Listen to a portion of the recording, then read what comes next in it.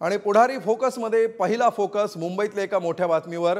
मुंबईमध्ये एटीएसनं मोठी कारवाई केली आहे। पाकिस्तानला माहिती दिल्याप्रकरणी एकाला अटक करण्यात आली आहे।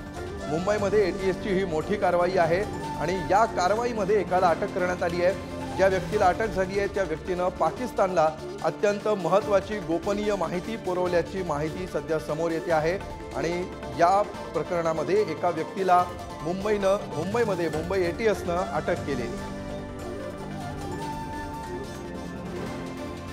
निखिल चव्हाण याविषयी आपल्याला अधिक माहिती देत आहेत। निखिल, काय नेमकं हे प्रकरण आहे?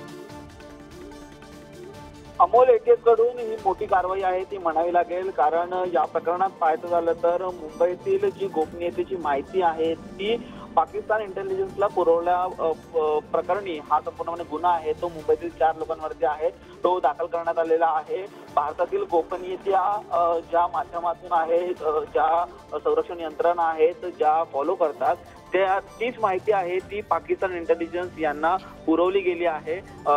यात पाहायचं झालं तर हा जो व्यक्ती आहे तो 2023 मधील मे महिन्यापासून यांच्या संपर्कात होता, ते ऑक्टोबर महिन्यापर्यंत त्यांचा संपर्क हा संपूर्णपणे सुरू होता।